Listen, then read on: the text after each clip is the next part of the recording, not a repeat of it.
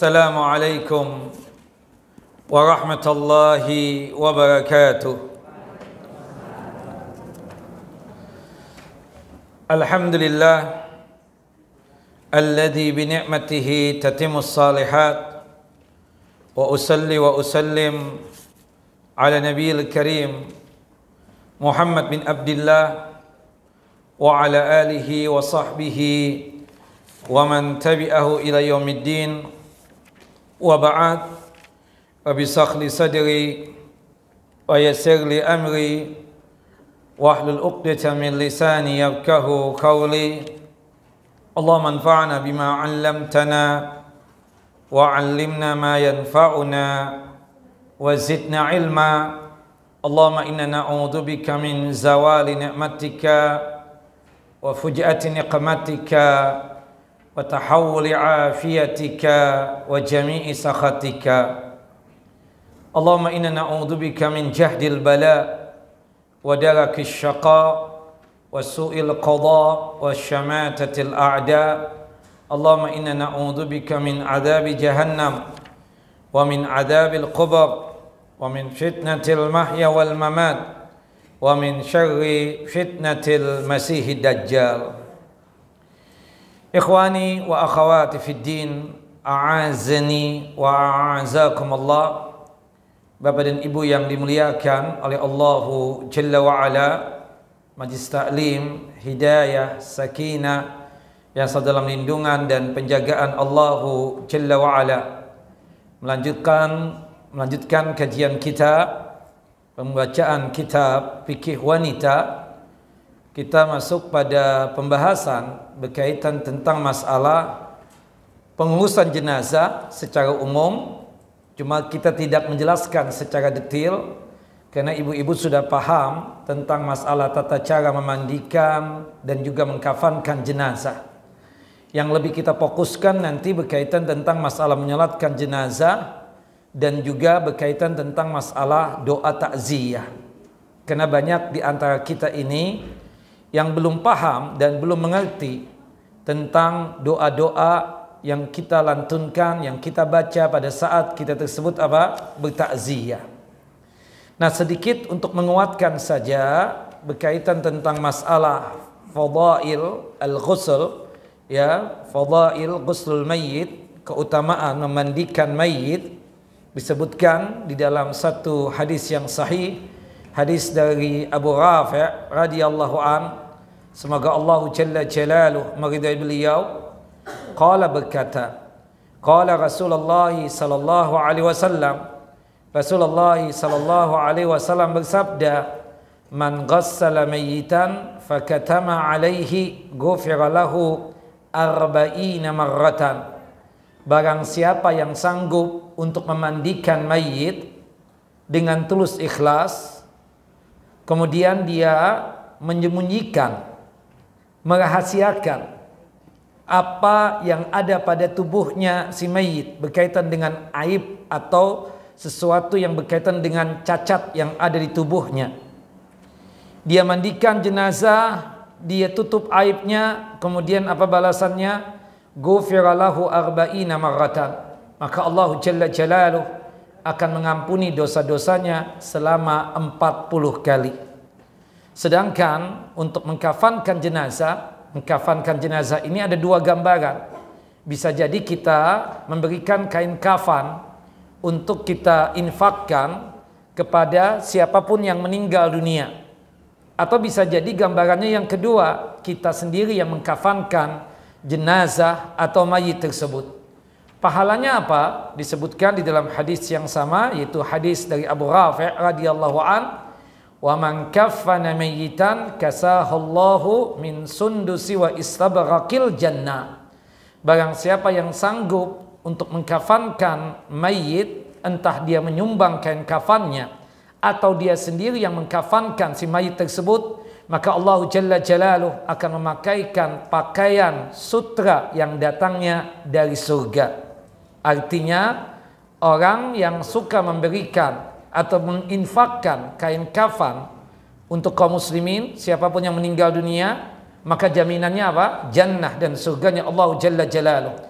Begitupun juga kita sebagai petugas yang ya mengkafankan jenazah, itu pun juga jaminannya apa? Jannah dan surga. Hadis ini derajatnya hasan, dikeluarkan oleh Al-Imam Hakim dan juga oleh Al-Imam Al-Baihaqi. Nah, sekedar tambahan ya, Bapak dan Ibu yang dimuliakan oleh Allahu Jalla Jalaluh. Ada beberapa kasus yang ingin kita sampaikan ya berkaitan tentang masalah memandikan secara ringkas lagi padat. Yang pertama, siapa orang yang paling berhak untuk memandikan mayit tersebut? Yang paling pantas untuk memandikan mayit tersebut adalah orang yang paling paham dan mengerti tata cara memandikan jenazah tersebut.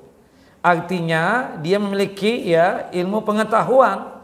Dia tersebut apa? Ya memiliki apa? Al-khibrah bil ghusl. Selain punya ilmu juga apa? Berpengalaman tentang memandikan mayit. Jangan sampai dia tersebut orang yang tidak paham dan tidak mengerti tentang tata cara memandikan mayit. Yang kedua, sifat orang yang memandikan jenazah tersebut adalah as-salah. Orangnya orang baik, ya. Li'anna ahlas salahi a'rafu bi hududillahi wa syara'i dinihi fayasturuna 'alal mayyit. Karena orang yang baik itu adalah orang yang paling mengenal undang-undang Allah dan syariat-syariat agama ini, dan pastinya dia akan menutupi aib yang ada pada si mayit tersebut. Dan yang ketiga, ya usahakan dari pihak apa? Keluarganya sendiri. Wa yustahabbu ayyakuma aulan nas min ahlil mayyit bitagsilihi. Ya, jika sekiranya ada dari pihak keluarga yang bisa dan sanggup untuk memandikan mayit, itu lebih utama. Itu apa? Lebih utama. Seperti misalnya ibunya meninggal, maka alangkah baiknya anak perempuannya yang memandikan jenazah si mayit tersebut. Kemudian ayahnya yang meninggal dunia, maka alangkah baiknya anak laki-lakinya tersebut yang memandikan si mayit tersebut. Istrinya meninggal dunia, alangkah baiknya yang memandikan itu apa? Suaminya sendiri. Ya, itu afdalnya, utamanya. Jika misalnya suaminya meninggal, ibu-ibu, kalau ibu kuat, mampu ya untuk menahan gejolak emosi, ya, menahan tangisan atau menahan kesedihan, maka itu yang afdalnya untuk memandikan jenazah. Yang penting dia ada ilmu dan berpengalaman ketika memandikan jenazah tersebut. Kemudian pastinya dia akan menutupi aib yang ada pada jasadnya si mayit tersebut. Yang ketiga tentunya dari pihak keluarganya sendiri. Wallahu a'lam bissawab. Nah, kemudian sedikit tambahan ibu-ibu yang dimuliakan oleh Allahu Jalla Jalalu, ya, idza mata rajulun baina nisa'in au imra'atun baina rijal. Ada kasus, ada seorang laki-laki meninggal dunia di sekitaran wanita atau di antara wanita. Artinya di kampung itu yang paling banyak itu wanita. Ini kita katakan, ini misalnya ada seorang laki-laki di situ. Semua yang ada di kampung tersebut ternyata wanita. Maka bagaimana tentang hukum memandikannya? Yang benar, wallahu a'lam, yuyammamu wala yughassalu. Ya, li'annahu bimanzilati man lam yajidil ma'. Hendaknya ditayamumin saja ibu-ibu, itu jenazah laki-laki. Tidak perlu untuk apa? Dimandikan. Kedudukannya itu sama seperti seseorang yang tidak mendapatkan air.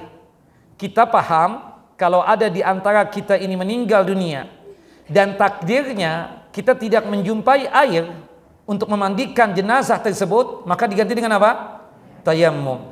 Begitupun juga jika yang meninggal seorang wanita, diliputi dan di antara para laki-laki. Anggaplah di satu kampung juga, tuh wanita seorang diri di situ, dia meninggal dunia. Yang ada di kampung itu cuma laki-laki. Maka hendaknya si perempuan tersebut ditayamumi saja. Tidak perlu untuk apa? Dimandikan. Bahkan tidak boleh untuk apa? Dimandikan. Wallahu a'lam bissawab. Dan ini pendapat yang rajih ya. Ini pendapat yang benar. Wallahu a'lam bissawab. Nah, berkaitan tentang masalah tayamum, masih ingat ibu-ibu? Pasti lupa. Ada berapa tahapan Bapak tayamum? Astaghfirullahalazim. Itu anggotanya. Anggotanya ada dua benar, wajah dan telapak tangan. Tapi kalau tahapannya ibu-ibu? Aduh.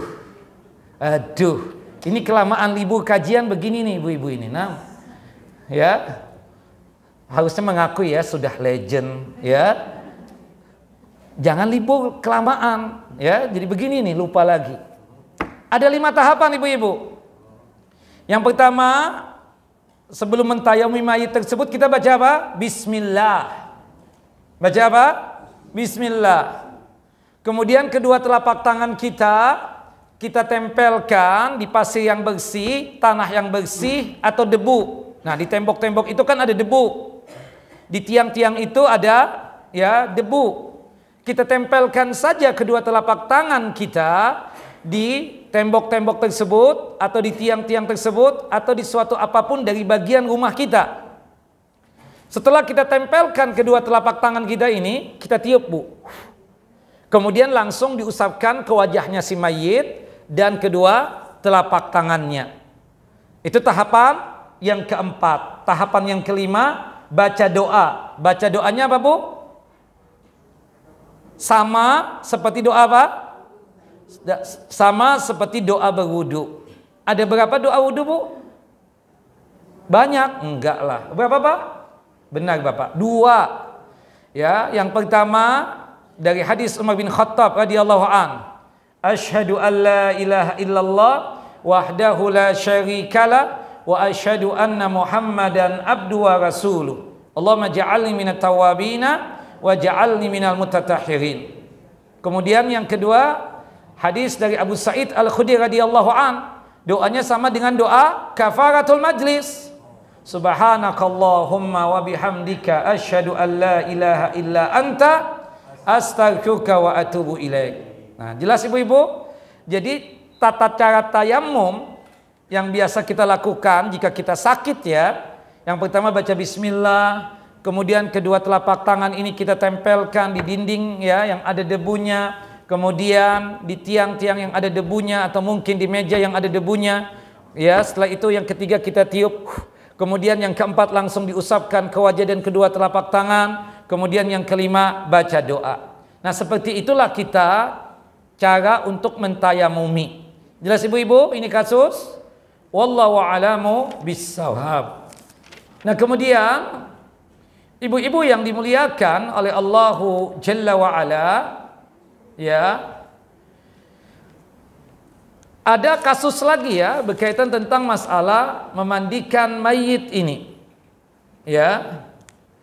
Yaitu berkaitan tentang seseorang yang tubuhnya tersebut sudah rusak. Ya.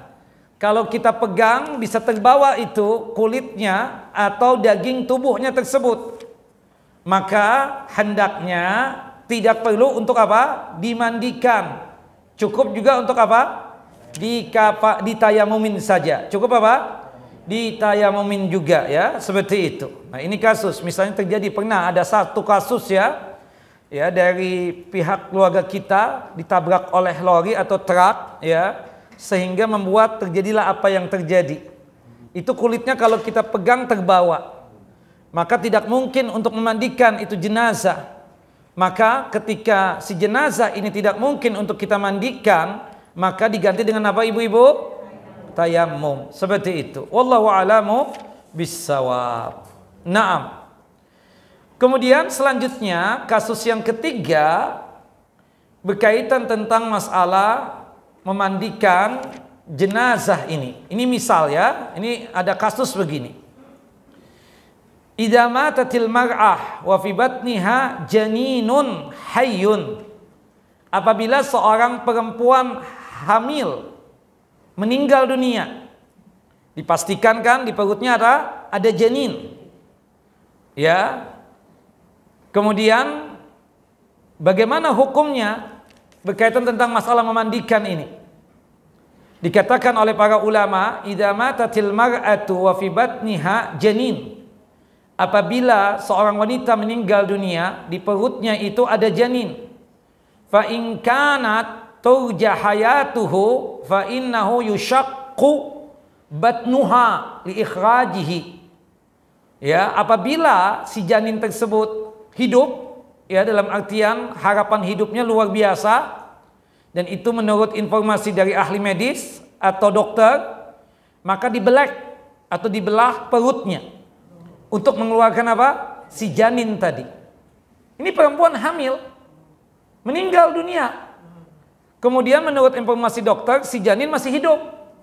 Maka bersegeralah itu dokter untuk apa? Membelek, ya, si perut perempuan tadi itu, membelah perutnya untuk apa? Mengeluarkan si janin.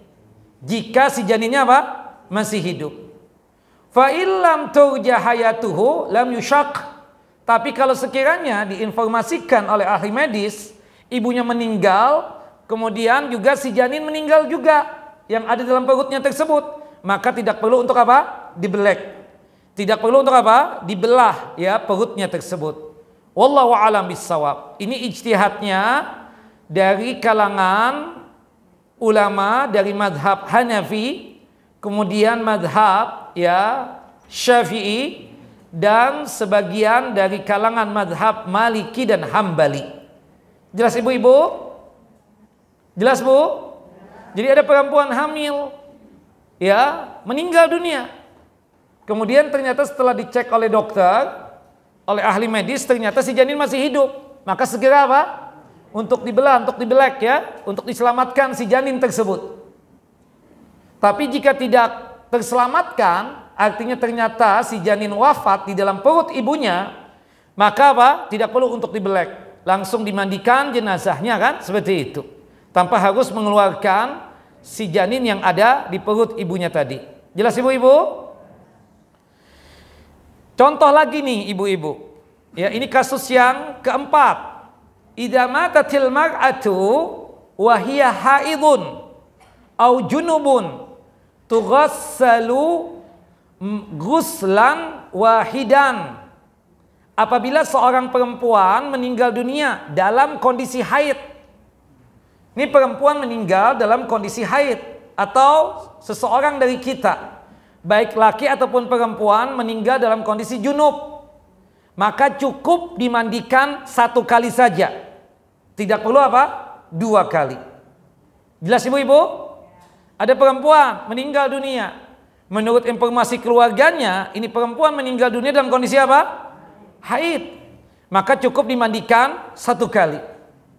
Subhanallah, begitupun juga ada seseorang meninggal dunia dalam kondisi junub. Rupanya habis melakukan itu meninggal dunia. Berarti kan dia meninggal dalam kondisi apa? Junub. Maka tidak perlu untuk dimandikan 2 kali. Cukup dimandikannya berapa? 1 kali saja. Jelas ibu-ibu? Wallahu a'lamu bissawab. Kemudian selanjutnya ada pertanyaan dari ibu-ibu ini. Apabila mayit sudah dikebumikan, ternyata menurut informasi belum dimandikan, apakah perlu dibongkar lagi kuburannya ataukah tidak perlu? Jangan menjawab dulu. Saya yakin bapak dan ibu tidak punya informasi hal ini. Jelas ya? Kita dengar keterangannya ulama. Idza dufinal mayyitu duna ayyughassala. Apabila mayit sudah dikebumikan tanpa dimandikan, fadhahabal jumhur, mayoritas ulama seperti Imam Malik, Imam Syafi'i, Imam Ahmad, Imam Daud Al-Zahiri, Imam Ibnu Hazam Al-Zahiri, ila annahu yajibu nabshuhu liyughassala ma lam yughayyar. Kata mayoritas ulama, wajib kuburannya apa? Dibongkar lagi untuk dimandikan selama keadaan tubuhnya menurut perkiraan kita tidak ada perubahan. Artinya masih utuh jasadnya. Misalnya ada satu mayit dikebumikan tadi pagi, tahu-tahu ada informasi, Ustadz, si mayit yang dikebumikan tadi itu jam 8 pagi belum dimandikan. Berarti bagaimana Ustadz? Nah, menurut mayoritas ulama, kuburannya dibongkar lagi. Kemudian untuk apa? Untuk dimandikan. Setelah itu dikafankan. Artinya tubuhnya masih apa? Masih utuh. Masih tidak berubah. Bukan begitu ibu-ibu? Nah, itu pendapat mayoritas ulama. Pendapat yang kedua, pendapat Imam Abu Hanifah, la yajibu dzalika ba'da ihalati turabi alaihi. Tidak perlu dan tidak wajib untuk apa? Untuk membongkar kuburannya lagi. Biarkan dalam kondisi yang seperti itu. Artinya tidak perlu dibongkar kuburannya untuk dimandikan. Karena dia sudah apa? Sudah menyatu dengan tanah. Apalagi kalau kita menurut perkiraan kita ada perubahan di tubuhnya, maka tidak perlu untuk apa? Dibongkar. Wallahu a'lam bissawab. Nah, kata Al-Imam Abu Malik, ya, Kamal Sayyid Salim, kata beliau begini, yadullu ala jawazi ikhrajil mayyit min qabrihi li gharadin sahihin.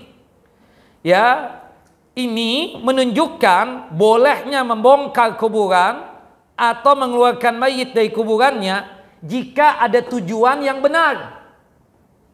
Seperti misalnya, takdirnya, kita nggak tahu, di sini kan ada pemakaman. Subhanallah, mungkin ya, ibu-ibu sudah pada meninggal nih, 30 tahun yang ke depan. Itu kuburan akan dijadikan jalan. Ingat nggak, sebagaimana kasus yang ada di Tanah Abang tuh. Ya kan, seperti itu. Dulu kan ada pemakaman di situ. Kemudian dipindah kemana? Ke karet. Itu zamannya ibu-ibu banget. Saya belum lahir tuh Bu. Nah, tapi saya dengar ceritanya begitu. Bukan begitu Pak Haji? Nah, ini Pak Haji yang paling tua ya, yang tengah. Ya kan? Benar ya? Zaman Gubernur Ali Sadikin kalau nggak salah ya. Seperti itu. Nah, itu boleh karena ada maslahat.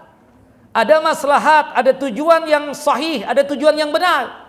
Seperti itu. Wallahu a'lam bissawab. Nah, di sini ada satu riwayat yang sahih ya, yang dikeluarkan oleh Imam Bukhari dan Muslim.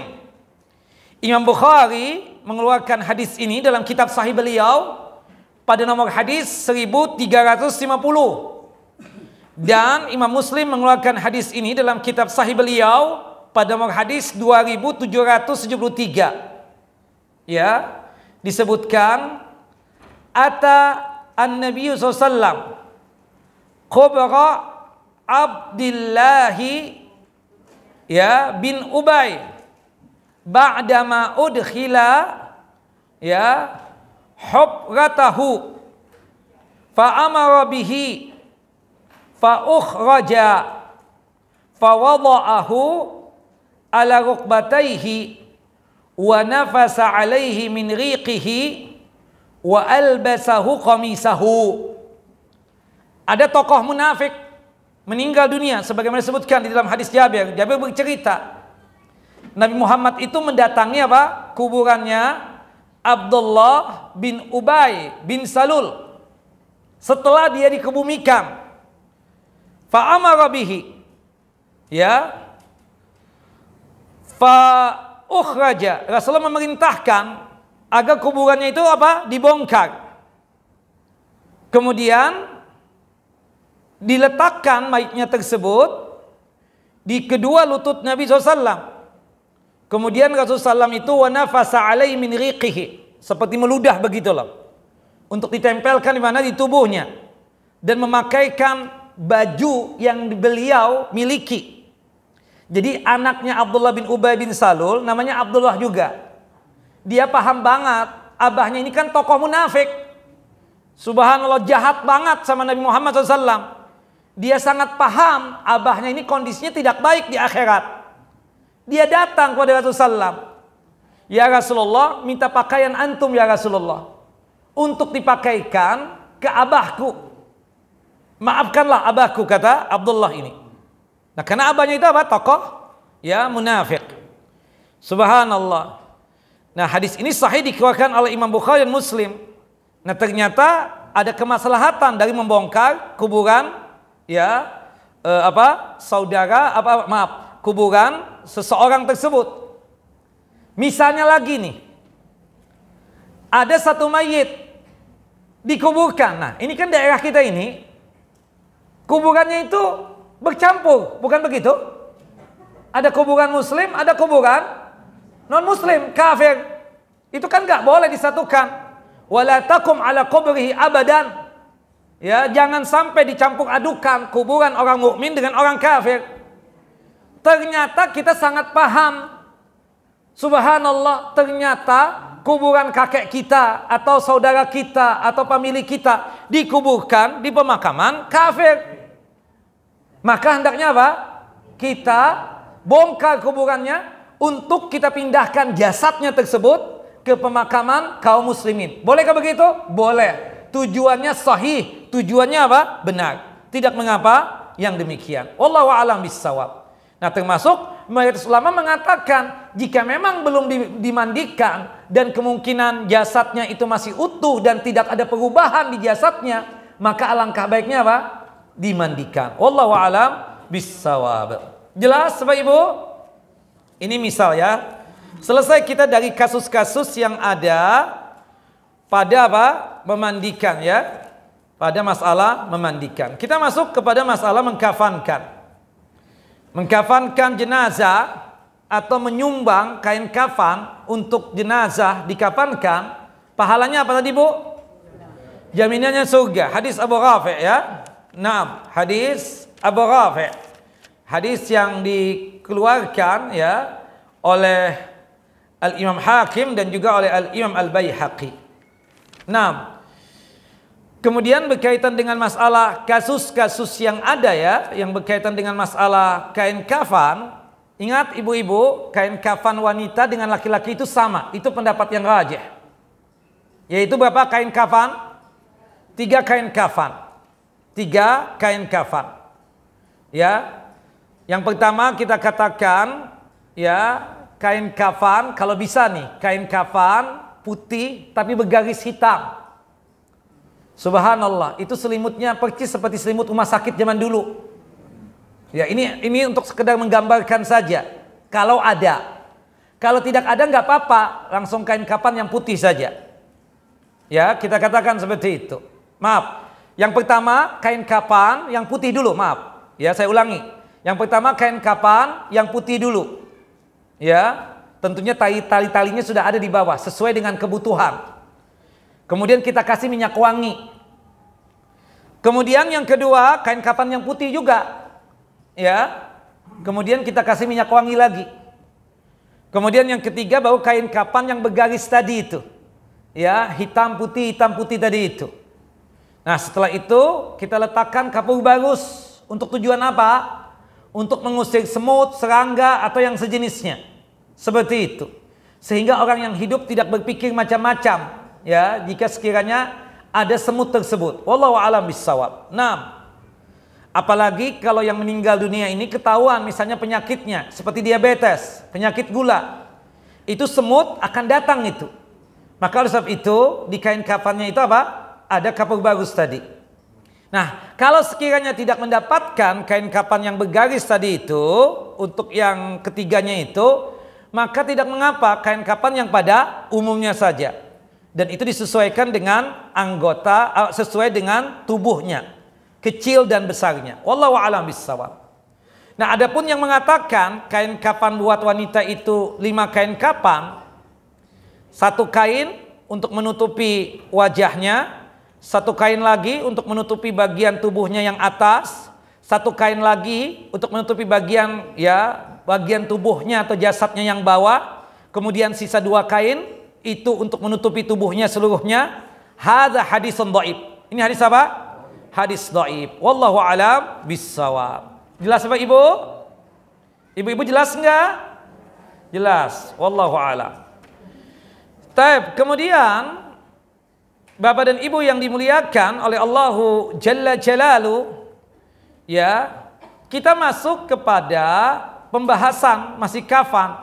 Boleh enggak mengkafani wanita dengan kain kafan dari sutra? Boleh tidak Bapak Ibu? Secara hukum jaizun, boleh, karena wanita boleh pakai kain sutra. Yang tidak boleh siapa? Laki-laki.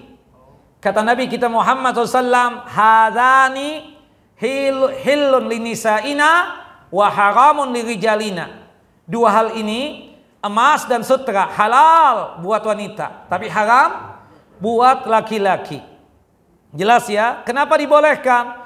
Karena li'annahu yajuzu lubsuhu fil hayati. Karena ketika wanita itu masih hidup, maka boleh untuk memakai pakaian yang terbuat dari kain sutra. Jelas ya? Sebagian ulama memakruhkan. Kita tahu kan ibu-ibu, kain sutra itu lebih mahal daripada kain biasa, daripada kain katun atau kain Paris. Sutra mahal. Alangkah baiknya itu uangnya diwariskan saja untuk ahli waris. Beli kain kapan atau minta kain kapan dari MT ya, Hidayah Sakinah saja. Itu lebih baik. Jelas ya? Ada yang menyumbang misalnya dari tante-tante kita ini, dari jidah-jidah kita ini, dari MT apa? Hidayah Sakinah ini. Ambil yang itu. Toh juga kan menyatu dengan tanah. Buat apa? Nggak ada gaya-gayaannya sama sekali. Buang-buang duit saja. Saya lebih condong pada pendapat ulama yang mengatakan hukumnya apa? Makruh. Karena itu kan kain sutra itu lambang kemewahan. Beda kalau ibu masih hidup. Monggo silahkan. Makanya Bapak sudah paham kan kenapa pakaian wanita itu lebih mahal daripada pakaian laki-laki. Maka oleh sebab itu Bapak-bapak maklumi, jika baju atau pakaian istri antum harganya 1 juta, ya antum paling cuma 200 juta. Ya, kalau misalnya ya harga pakaian istri antum itu 3 juta, antum paling 300.000. Seperti itu. Wajar, maklumin saja. Karena memang pakaian wanita itu lebih mahal daripada pakaian laki-laki. Jelas ibu-ibu? Nah, ibu ngaku itu. Jelas katanya. Seperti itu. Nah, ini kan maksudnya Bapak jangan bakhil dengan istri itu. Ya, artinya kalau memang pakaiannya memang lebih mahal. Kalau yang harga 100-200 ribu, ya subhanallah, itu sekali pakai terkena gagang ya pintu masjid juga sobek sudah. Subhanallah, kelihatan kan auratnya ujung-ujungnya. Wallahu a'lam bishawab. Jelas Bapak Ibu? Oke, selesai kita dari masalah mengkafankan. Kemudian kita masuk berkaitan erat dengan masalah menyolatkan jenazah. Bapak dan Ibu yang dimuliakan oleh Allahu Jalla Jalaluh, dalam masalah pengurusan jenazah, baik memandikan, mengkafankan, menyolatkan, ataupun menguburkan, hukumnya apa Bapak Ibu? Fardu kifayah, benar. Asal mulanya setiap individu kita tersebut wajib untuk memandikan, mengkafankan, menyolatkan, hingga menguburkan jenazah tersebut. Idza fa'alahu ba'dul muslimin saqata anil baqin. Tapi kalau sekiranya sekelompok kaum muslimin, sekelompok dari kita ini sudah menjalankan tadi untuk mengurusi jenazah, dari memandikan, mengkafankan, menyolatkan hingga menguburkan, maka gugur kewajiban yang lainnya. Itulah yang disebut dengan apa? Fardu kifayah. Termasuk menyolatkan jenazah. Menyolatkan jenazah ini hukumnya apa? Fardu kifayah. Asal mulanya setiap individu kita ini wajib untuk mensolatkan jenazah. Tapi kalau sekiranya sekelompok atau sebagian kaum muslimin sudah menyolatkan jenazah tersebut, maka gugur kewajiban yang lain sebatas apa? Sunnah saja. Dan Bapak Ibu perlu tahu bahwasannya pahala besar bagi kita yang suka menyolatkan jenazah. Disebutkan di dalam hadis Abu Hurairah radhiyallahu an, semoga Allah Jalla Jalaluhu meridhai beliau, qala berkata, qala Rasulullah sallallahu alaihi wasallam, Rasulullah sallallahu alaihi wasallam bersabda, man syahidal janazata hatta yusalla 'alaiha falahu qirat. Barang siapa yang menyaksikan jenazah sampai disolatkan jenazah tersebut, maka dia mendapatkan 1 qirat. Ini riwayat yang pertama. Artinya bisa jadi nih ibu-ibu, kita yang lagi halangan seperti haid dan nifas, bertakziah, Kita kan sangat paham perempuan haid dan nifas tidak boleh sholat, termasuk sholat apa? Jenazah. Tapi kita datang ke tempat takziah sampai jenazah itu disolatkan, insya Allah ibu-ibu yang lagi halangan tadi, entah haid dan nifas, tetap mendapatkan 1 qirat. Ini riwayat yang pertama. Riwayat yang kedua adalah man syahidal janazata hatta yusalliya 'alaiha falahu qirat. Barang siapa yang menyaksikan jenazah sampai dia ikut serta menyolatkan jenazah, maka dia mendapatkan 1 qirat. Kita yang takziah ikut serta apa? Menyolatkan jenazah, maka kita mendapatkan 1 qirat. Artinya apa? Kalau kita ingin mendapatkan satu qirat tadi, pahala yang besar tadi itu, ya, ikut serta menyolatkan jenazah. Ya, ini riwayat yang kedua. Makanya dari kajian MT Hidayah Sakinah ini, saya ingatkan, terutama buat ibu-ibu. Ibu-ibu Masya Allah, untuk takziah laki-laki kalah. Cuma kelemahan ibu-ibu, jarang di antara ibu-ibu ini yang menyolatkan jenazah. Ini yang saya saksikan. Bukan begitu ibu-ibu? Ya benar, ya kan? Kita ajak kadang, Bu, sholat 1 qirat. Enggak ada wudhu. Bu, itu kamar mandi. Silakan ibu wudhu di situ. Enggak deh, enggak usah. Doa aja dari jauh. Subhanallah. Sholatkan jenazah, Bu. Jangan sampai ibu ada anggapan pahala kita udah banyak. Kagak ada. Jelas, Bu ya? Maka sholatkan jenazah. Dan ibu paham, ibu mengerti. Sholat jenazah itu bermanfaat buat kita menyolatkan jenazah 1 qirat. Dan itu sungguh sangat bermanfaat buat si mayit. Buat apa? Buat si mayit. Disebutkan di dalam hadis Abu Hurairah radhiyallahu an. Semoga Allah Jalla Jalaluh meridhai beliau. Ketika Nabi Muhammad SAW bertanya tentang seorang perempuan yang biasa membersihkan masjid. Ini perempuan sudah legend, sudah tua, hidup sebatang kara. Rasulullah kesian.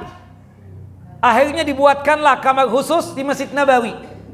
Ditugaskan oleh Nabi SAW untuk apa? Untuk bersih-bersih di masjid. Setelah salat subuh, biasanya Rasulullah berjumpa dengan itu perempuan. Hari itu Nabi Muhammad tidak berjumpa dengan itu perempuan. Rasulullah bertanya kepada para sahabat ridwanullah ajma'in, "Aina fulana?" Si fulana ada di mana ya? Faqalu, kemudian para sahabat menjawab, "Tufiyat al-barihah." Tadi malam sudah apa? Meninggal dunia. Rasulullah kaget. Kemudian mengatakan, "Afala kuntum adantumuni?" Hei, kenapa antum tidak info kepadaku?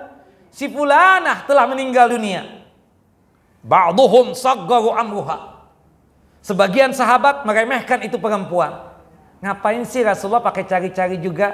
Itu perempuan udah tua, nini-nini, nenek-nenek, legend banget dan hidup sebatang kara. Ngapain? Fakirah, ya, fakir lagi, miskin lagi. Kan seperti itu.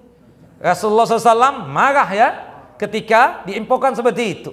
Nah, ternyata apa yang terjadi di zaman sekarang ternyata terjadi juga di zaman dulu. Seperti misalnya kita tanya, ya ibu-ibu, ini si fulan meninggal, fulanah meninggal dunia. Subhanallah. Kemudian kan ibu-ibu ini antara bestinya dan soulmate-nya kan saling bertanya, gimana takziah enggak kita ke sana? Insya Allah ya, insya Allah. Insya Allah apa nih? Insya Allah enggak kayaknya ya. Subhanallah. Allahu Akbar. Kenapa yang meninggal miskin? Fakir. Bukan tokoh masyarakat.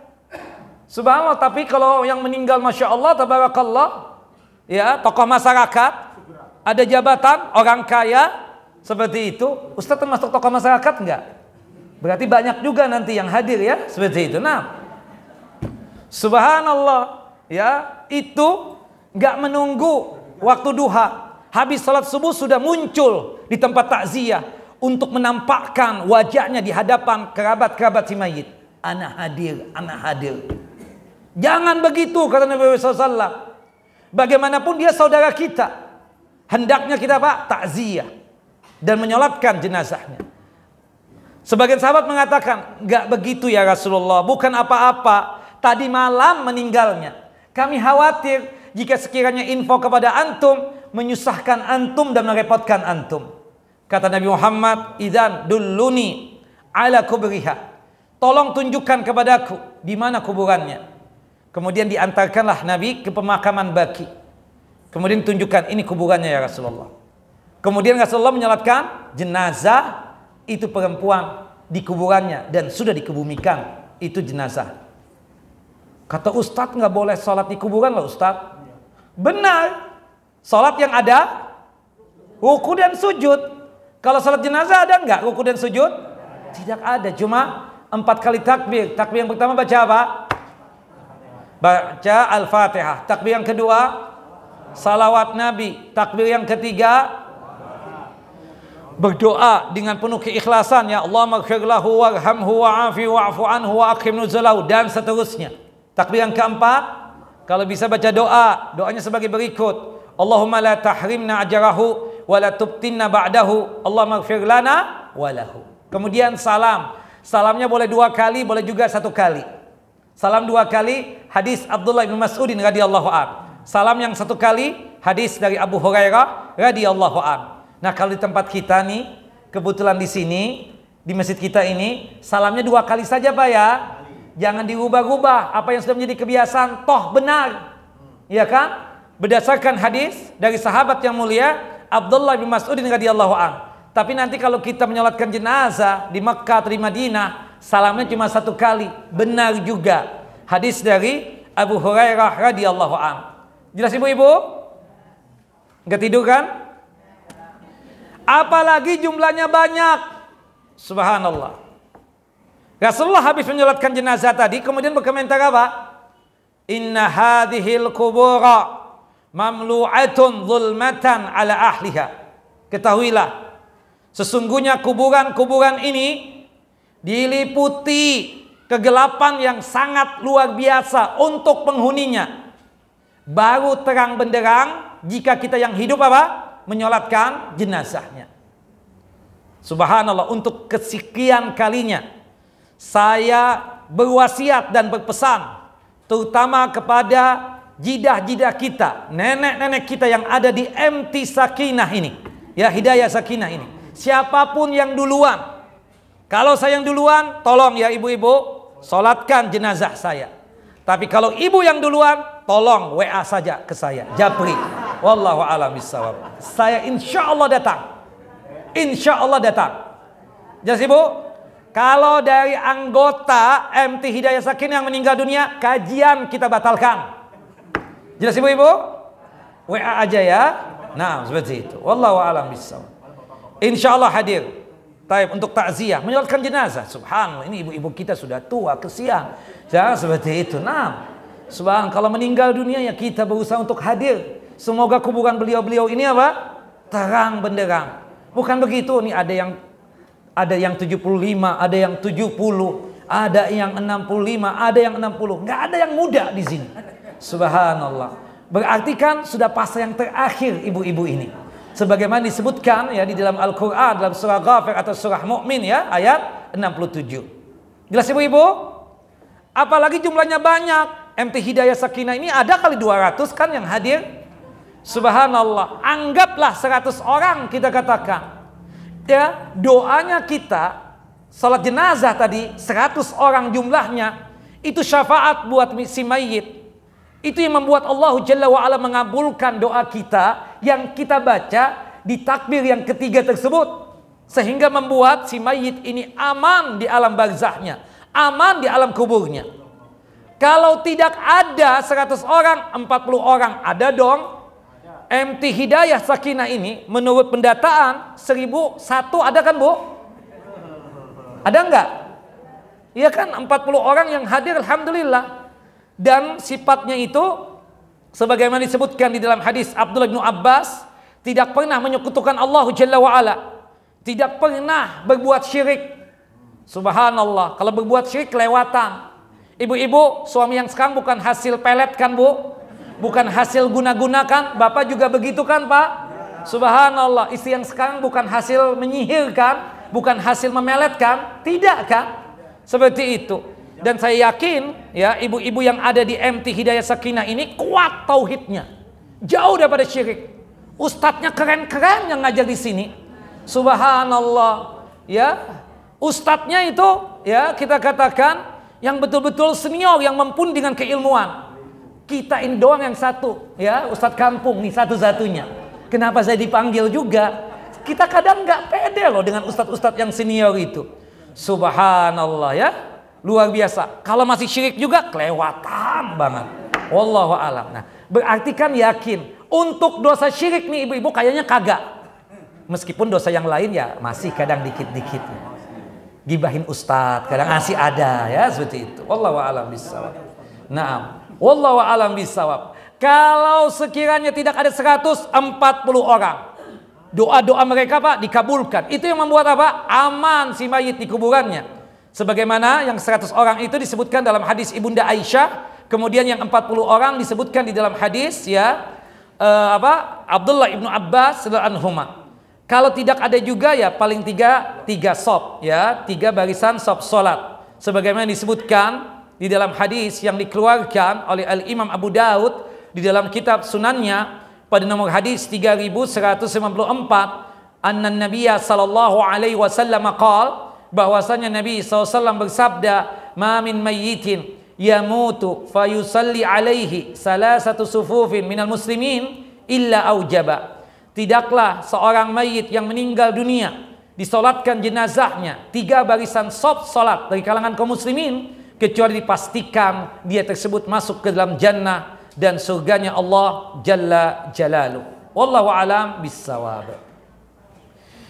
Nah kemudian ya juzulin nisa'i as-salah ala janazah ya idza lam yattabi'na al janazah ya, bahwasanya wanita itu boleh untuk menyolatkan jenazah sama sebagaimana apa? Laki-laki.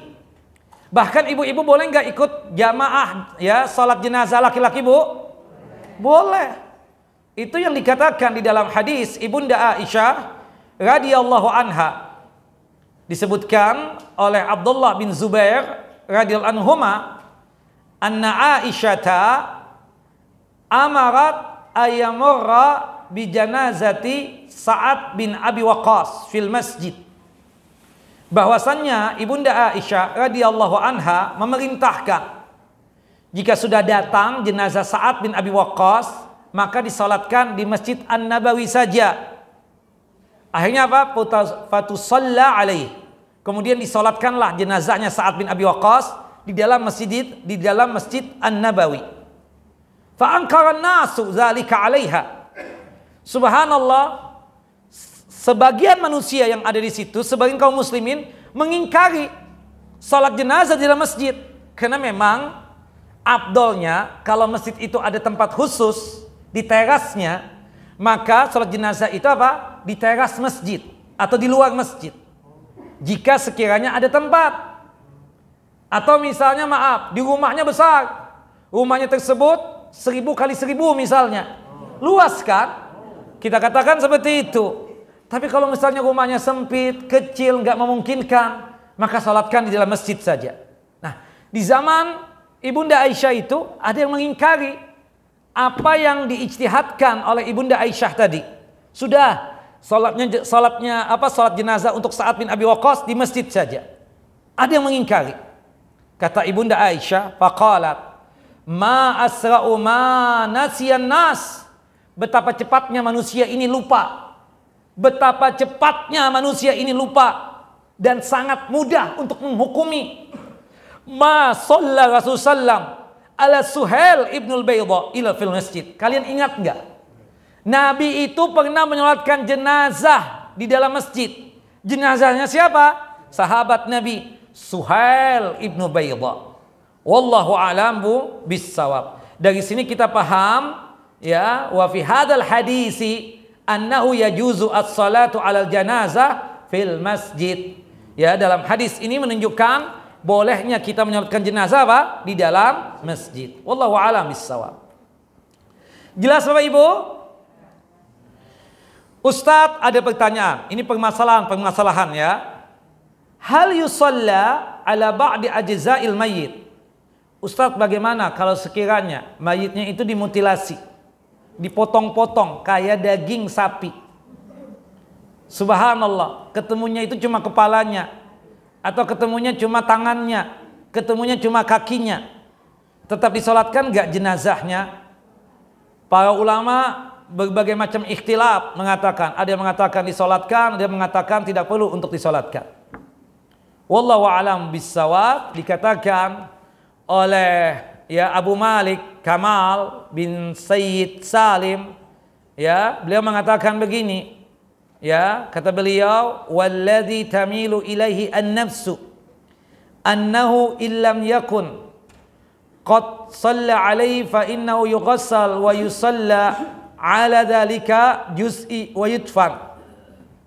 Wallahu a'lam, kata beliau, hanya Allah Jalla wa Ala yang maha mengetahui kebenarannya. Hati ini condong, qalbu ini, diri ini lebih condong. Apabila masih memungkinkan untuk disolatkan, disolatkan. Misalnya ditemukan potongan-potongan jasad manusia yang itu muslim, kan banyak terjadi tuh. Subhanallah, banyak terjadi, bukan satu kali dua kali, dimutilasi si mayit tersebut. Maka dikatakan tetap untuk disolatkan. Nah, sebagian ulama berkata seperti ini, annahu yusalla alaihi sawa'un qallal ba'd am kathur.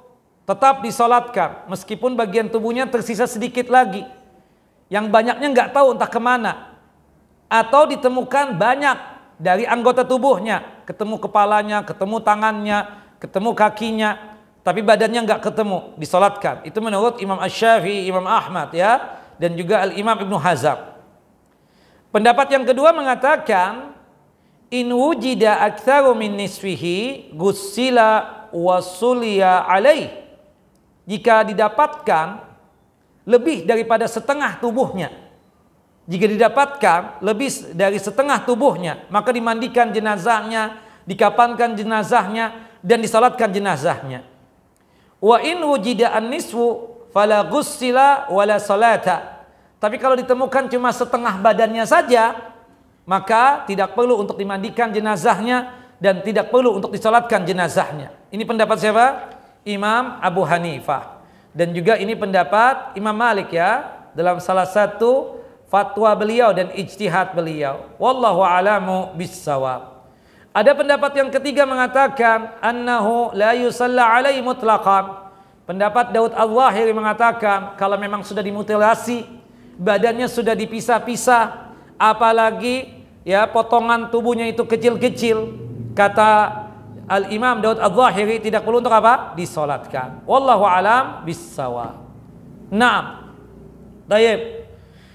Nah, tapi memang kalau didapatkan kepalanya atau badannya dan lebih banyak daripada misalnya setengah badan, tetap disolatkan jenazahnya.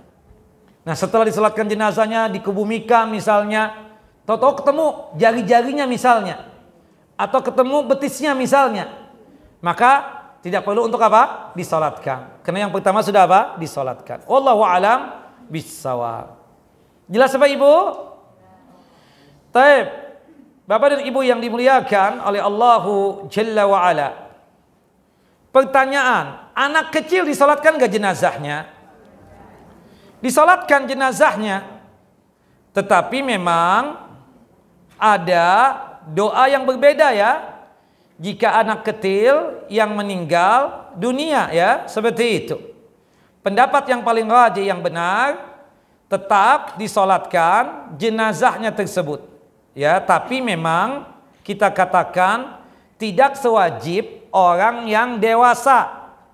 Tidak sewajib orang yang dewasa, Dan para ulama mengatakan memang anak kecil itu kan sudah dipastikan masuk jannah, masuk surga. Beda dengan orang dewasa. Kalau orang dewasa itu memang kita katakan hendaknya kita menyolatkan jenazahnya, bukan apa-apa. Itu tidak lain syafaat buat siapa? Buat si mayit tersebut. Maka hendaknya kita menyolatkan jenazahnya tersebut Nah, Nah, adapun untuk anak-anak kecil kita menyolatkan jenazahnya itu tujuannya tidak lain untuk apa? Untuk kemaslahatan buat kedua orang tuanya. Dengan sebab kita tersebut menyolatkan jenazahnya tersebut, mudah-mudahan kita katakan bahwasannya orang tuanya itu mendapatkan syafaat dari anak kecil yang meninggal dunia sebelum balik tadi. Makanya doanya apa, Bu? Di takbir yang ketiga itu kalau anak kecil meninggal dunia. Pasti nggak tahu kan? Padahal kita kajian tuh ya sudah 30 tahun kan? Sudah banyak yang meninggal. Masa nggak tahu, Bu? Aduh, alhamdulillah saya pemain baru ya. Subhanallah, bukan pemain lama nih. 6. Taib, doanya begini, Bu, yang paling pendek aja deh. Di takbir yang ketiga itu baca doa begini. Allahumma ja'alhu lana faratan wa salafan wa ajran.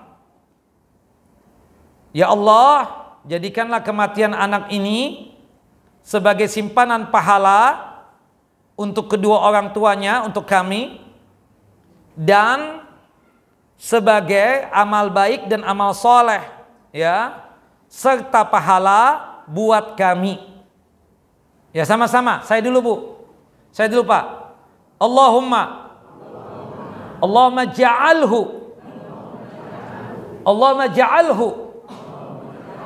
lana. Allahumma ja'alhu lana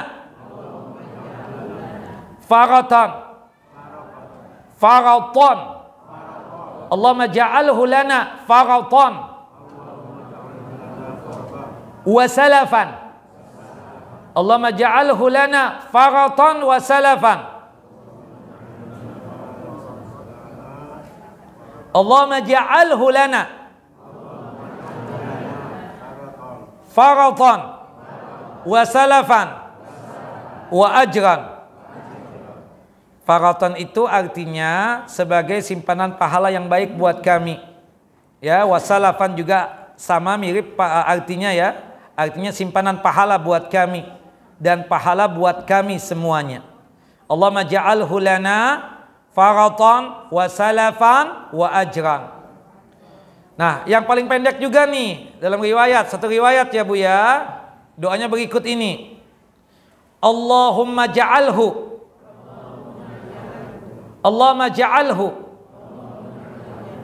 faratan wa dhukhran zal kha ra wa dhukhran liwalidayhi wa syafi'an mujaban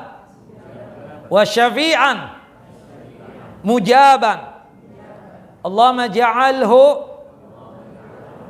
faratan wa dhukhran liwalidayhi wa syafi'an mujaban. Ya Allah, jadikanlah kematian anak ini sebagai pahala pendahulunya dan simpanan pahala bagi kedua orang tuanya, dan jadikanlah anak ini sebagai pemberi syafaat yang dikabulkan doa-doanya untuk kedua orang tuanya. Allahumma ja'alhu faratan wa zukhran liwalidayhi wa syafi'an mujaban. Atau kalau ingin ditambah lagi bagus lagi, Allahumma tsaqil bihi mawazinahuma wa a'dhim bihi ujurahuma wa alhiqhu bisalihil mu'minin wa ja'alhu fi kafalati Ibrahim wa qihi birahmatika adzabal jahim wa abdilhu daran khairan min darihi wa ahlan khairan min ahlihi. Allahumma ighfir li aslafina wa afratina wa man sabaqana bil iman. Nah, ini panjang, Bu ya, pasti Ibu nggak hafal ya. Jadi yang pendek saja, yang dua tadi ya. Allahumma ja'alhu lana faratan wa salafan wa ajran. Ini satu. Yang kedua, Allahumma ja'alhu faratan wa zukhran liwalidayhi wa syafi'an mujaban. Allahumma ja'alhu faratan wa zukhran liwalidayhi wa syafi'an mujaban. Gak ada yang hafal, Bu? Gak ada. Ya udahlah, mau dikata apa? Nanti kita WA aja ya. Wallahu a'lam bishawab. Hafalkan, Bu ya. Jangan malu-maluin saya, Bu. Ibu pasti ditanya, ustadznya siapa yang ngajar fikih? Azhar tuh. Si Azhar sih benar-benar kita nggak hafal-hafal tuh doanya. Kan malu kita, padahal kan ibunya sendiri yang nggak hafal. Seperti itu. Demen banget nyalahkan ustadz, ya seperti itu. Wallahu a'lam. Jelas ibu-ibu? Tapi ibu-ibu yang dimuliakan oleh Allah Jalla wa Ala. Kita lanjut lagi ya. Ahlul bid'ah kalau meninggal dunia disolatkan gak jenazahnya? Nah, ahlul bid'ah itu ada dua.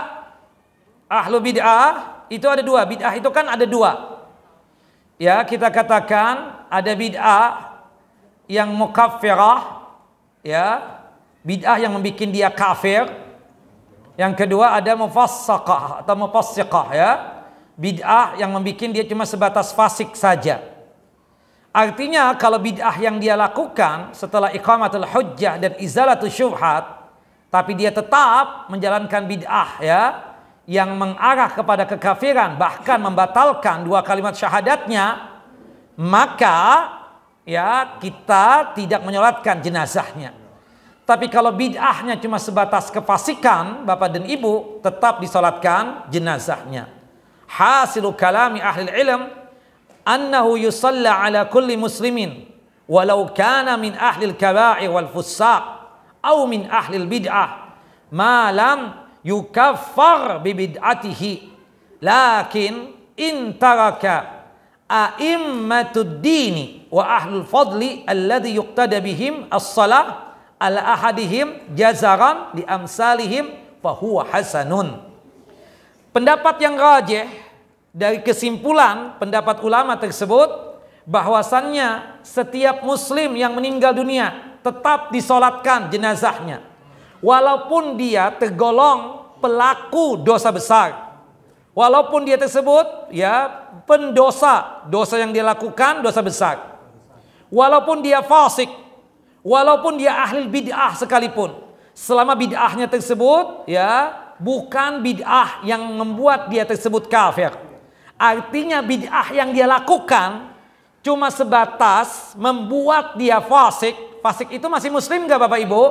Masih muslim. Fasik itu kan artinya al-khurud an ta'atillah, keluar dari taat kepada Allah Jalla Jalaluh, maka tetap apa? Disolatkan. Tapi bagi imam-imam, ulama-ulama, ustadz-ustadz, pemimpin-pemimpin agama, dan orang-orang yang punya karunia, ya diam aja Pak. Jangan saya kaget nanti. Jadi subhanallah, siapapun dia yang punya kedudukan, entah ustadz, kiai, alim ulama, ternyata yang meninggal dunia tersebut adalah ahlul kabair, para pelaku dosa besar, seperti orang ahlul bid'ah, meskipun bid'ahnya tersebut cuma sebatas fasik saja, maka alangkah baiknya kita tidak ikut serta menyolatkan. Tapi orang awam dari kalangan kaum muslimin diperintahkan untuk apa? Untuk menyolatkan jenazah tersebut. Jadi ibu-ibu, supaya apa? Supaya tidak ada lagi yang meninggal dunia setelah ini orang yang suka melakukan perbuatan dosa besar. Supaya tidak ada lagi dari kalangan kaum muslimin yang meninggal dunia masih doyan dengan apa? Kebid'ahan dan seterusnya. Makanya Nabi Muhammad pernah enggak tidak menyolatkan jenazah sahabatnya? Pernah.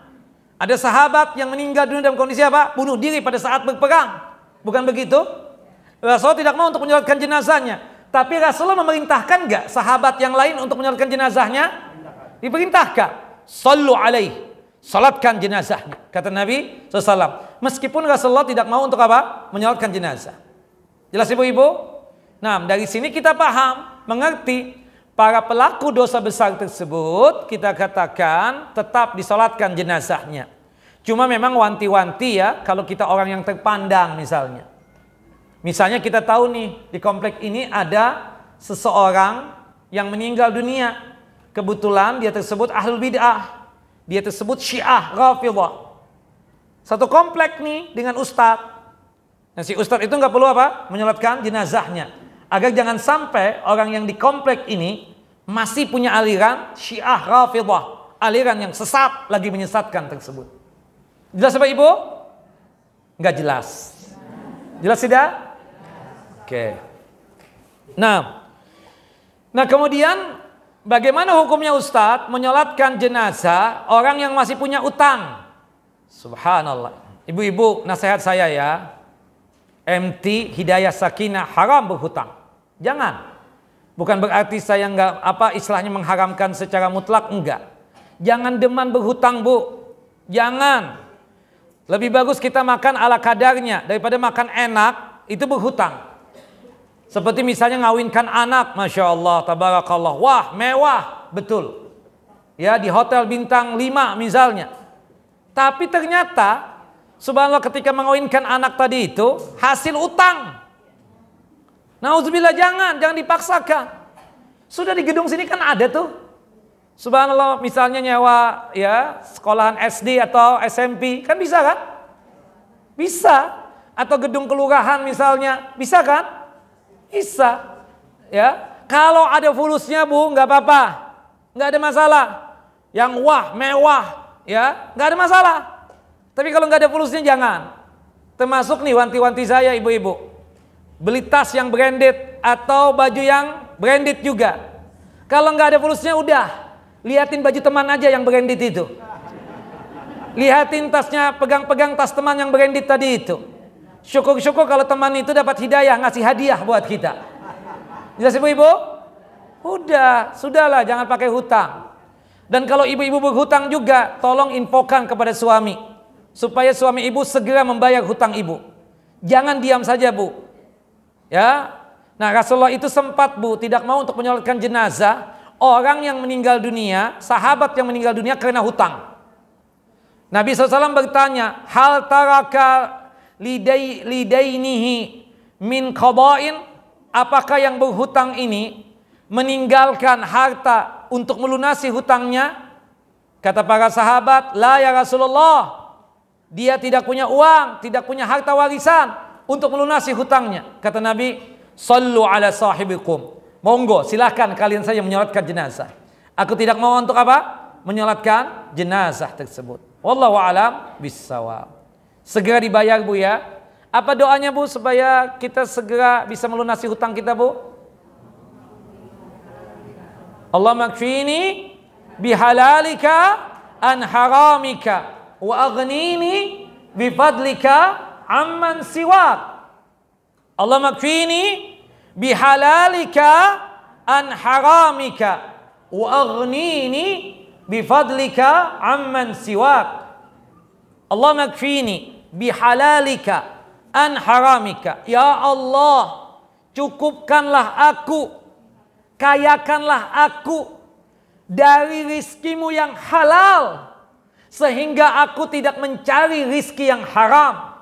Ya Allah, kayakanlah aku dari karunia yang Engkau berikan kepadaku, sehingga aku tidak mencari ya karunia dan nikmat tersebut dari selain Engkau. Nah, dalam sujud sebelum salam, kita yang masih punya hutang, tolong banyak-banyak baca doa ini, supaya Allah Jalla wa'ala memberikan pertolongan kepada kita, hingga kita bisa apa? Melunasi hutang-hutang kita. Jelas Bapak Ibu? Jangan berhutang lagi, Bu, ya. Nah, nggak ada, alhamdulillah. Taib. Nah, kesimpulannya bagi pelaku dosa besar, entah itu bunuh diri, entah narkoba, ya, bencong, disalatkan ke jenazahnya, Bu. Guy, kalau dia muslim, tetap disalatkan jenazahnya, Bu. Tetap apa? Disalatkan jenazahnya. Bencong, Ustaz, udah ganti jenis kelamin lagi. Gimana, Ustaz? Dia laki apa perempuan sih, Bu? Laki, Ustaz, anak tahu kecilnya. Subhanallah, tahu kecilnya kata ibu-ibu itu. Nah berarti apa? Nanti diurusi jenazahnya seperti laki-laki apa seperti perempuan? Laki-laki. Diurusi jenazahnya laki-laki. Jadi imam itu posisinya nanti, kalau yang bencong itu meninggal dunia, Ya, imam itu posisinya berhadapan dengan kepalanya atau di tengah tubuhnya? Kepala. Subhanallah. Meskipun ibu-ibu nih, subhanallah, ibu-ibu kan deman, ya, cari informasi-informasi begitu. Katanya sih sudah ganti kelamin, Ustaz. Katanya sudah ini, subhanallah. Tapi dia laki-laki, Bu, laki-laki. Tayyib. Tetap disalatkan apa? Jenazahnya. Nauzubillah ya. Nah, memang dianjurkan bagi orang ya yang dianggap tokoh masyarakat tidak ikut serta menyolatkan jenazahnya. Kenapa? Supaya jangan sampai nanti ada yang meninggal dunia gay, bencong, ya, homoseksual dan seterusnya itu. Supaya orang itu paham, mengerti tentang dosa besar yang luar biasa. Ya, dikenakan dia melakukan dosa apa? Tadi, ya, menjadi bencong, menjadi apa? Gay atau homoseksual tadi. Wallahu a'lam bissawab. Jelas ibu-ibu? Nanti kita lanjut lagi ya bulan depan insyaallah. Jangan libur lagi, Bu. Nanti lupa lagi ini. Ada pertanyaan enggak? Sudah jam 11. Kalau enggak saya mau takziah nih masalahnya. Silakan ibu-ibu kalau ada pertanyaan atau bapak-bapak juga. Bapak-bapak enggak usah deh karena ini acaranya ibu-ibu, Pak. Nah.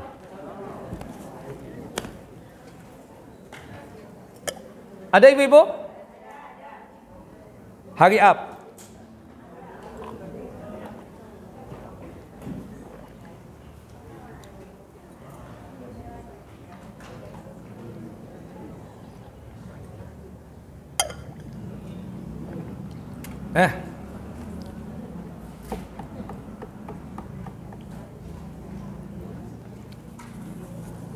Insyaallah.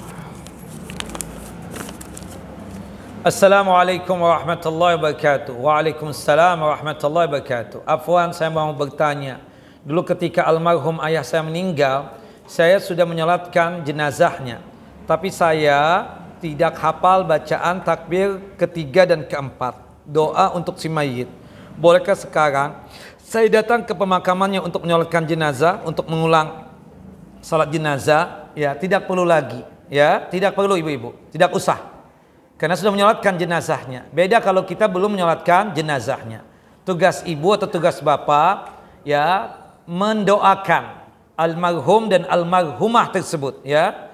Karena doa kita sampai ya. Sebab doa kita tersebut mereka apa? Aman di alam barzahnya dan di alam kuburnya.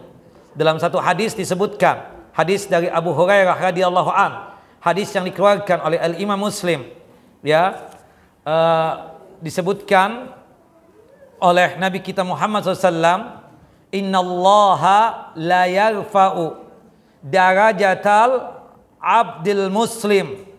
Sesungguhnya Allah Jalla wa'ala sungguh-sungguh mengangkat derajat hamba muslim fil jannah, di surga. Ketika orang muslim tersebut sudah masuk surga, dia merasa heran. Dia mengakui dirinya itu penuh dengan dosa ketika di dunia. Dia merasa heran mendapatkan surga yang begitu nikmat. Kemudian dia bertanya kepada Allah Jalla wa'ala, ya Rabb, anna li hadhihi, sebab apa aku mendapatkan nikmat yang luar biasa ini? Yuqalu lahu, dikatakan kepadanya, bistighfari waladika laka, anakmu yang soleh, anakmu yang salehah selalu memintakan ampunan dari Allah Jalla wa'ala, agar Allah Jalla wa'ala mengampuni dosa-dosamu. Anakmu yang soleh, anakmu yang salehah selalu berdoa kepada Allah Jalla wa'ala agar Allah Jalla wa'ala memberikan kebaikan-kebaikan untukmu di alam barzahmu dan di alam akhiratmu. Jadi doa untuk ayah kita yang sudah meninggal dunia, doa untuk ibu kita yang sudah meninggal dunia, sampai enggak? Sampai. Wallahu a'lam bissawab. Tidak perlu mengulangi salat jenazahnya karena dulu belum hafal doa takbir yang ketiga dan takbir yang keempat. Wallahu a'lam bissawab. Tidak perlu ya, kecuali kalau belum menyolatkan jenazahnya, boleh untuk datang ke kuburannya untuk apa? Menyolatkan jenazah. Ustadz, lalu apakah wanita boleh ikut datang ke pemakaman untuk melihat prosesi jenazah dikuburkan? Tidak boleh. Itu pendapat yang benar dan rajih berdasarkan hadis dari Ummu Atiyah, nuhina an ittiba'il janais. Kami para wanita diharamkan dan dilarang oleh Nabi SAW untuk ikut serta menyaksikan prosesi pemakaman. Wallahu a'lam bishawab.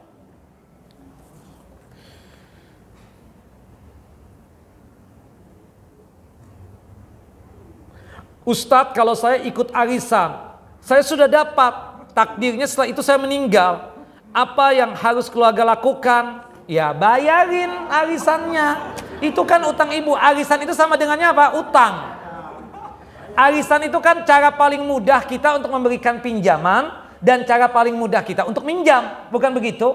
Tanpa harus ngomong kita bisa pinjam, dan juga tanpa harus ngomong kita mudah untuk apa? Untuk memberikan pinjaman. Subhanallah, yang ikut serta di MT Hidayah Sakinah ini arisan 100 orang. Sekali mencabutnya 1 juta. Berarti berapa? 100 juta dapat. Nah, habis dapat 100 juta, si ibu tadi meninggal. Berarti dia punya utang berapa? 99 juta. Nah, itu diinfokan kepada suaminya. Bilang aja, ayah, kalau aku nggak ada umur, tolong ya datang ke MT Hidayah Sakinah. Aku ikut arisan, ikut main juga arisan di situ. Hah? Itu kan enak. Atau infokan kepada anak-anaknya. Atau ibu MT Hidayah Sakinah datang ke ahli warisnya, Bu. Jangan diam doang. 99 juta lumayan kan, Bu? Lumayan, ya kan, seperti itu. Wallahu a'lam bissawab. 6. Apa hukumnya datang ke rumah duka tetangga non-muslim yang meninggal dunia? Aslinya tidak boleh takziah kepada non-muslim atau kafir, kecuali jika ada maslahatnya. Di komplek ini kita kenal dengan non-muslim, kenal dengan keluarganya, meninggal dunia, maka boleh untuk takziah. Atasan kita meninggal dunia, kita anak buah nih, kita takziah kepada keluarganya. Nah, nanti ada bacaannya. Will become ya ibu-ibu, sabar, bulan depan kita lanjut nanti, insya Allah ya. Wallahu a'lam bishawab. Enak aja jangan dihabiskan hari ini, saya nggak mau. Biarin bikin penasaran ibu-ibu ini ya. Seperti itu. Doanya ada, nanti kita akan infokan ya. Seperti itu. Nah,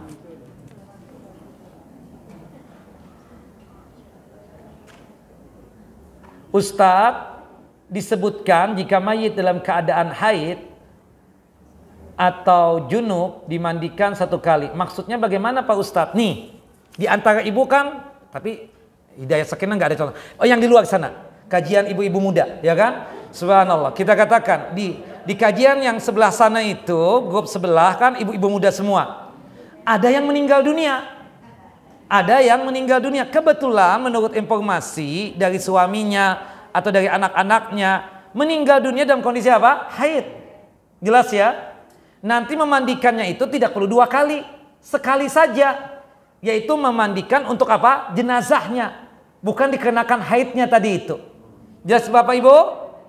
Begitupun juga ada yang meninggal dunia dalam kondisi junub. Subhanallah, rupanya melakukan itu habis subuh.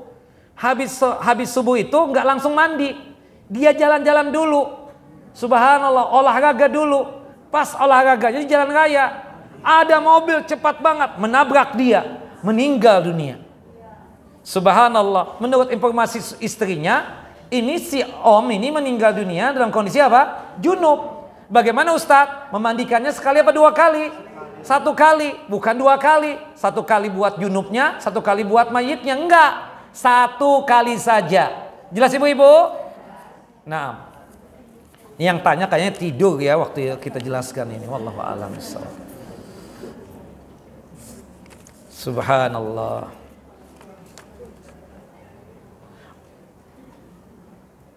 Tayyib, cukup ya ibu-ibu, saya mau takziah Bu. Ya. Semoga Bapak dan Ibu selalu dalam lindungan Allah Jalla wa Ala, sehat walafiat, dimudahkan dalam masalah rizki dan nikmat, dipanjangkan umur di dalam ketaatan kepada Allah Jalla wa Ala, terhindar dari musibah dan malapetaka, dijauhkan dari kesusahan dan kesulitan. Semoga ibu-ibu dan bapak-bapak yang hadir di kajian Selasa pekan kedua ini di MT Hidayah Sakinah bisa haji tahun ini. Amin ya rabbal alamin.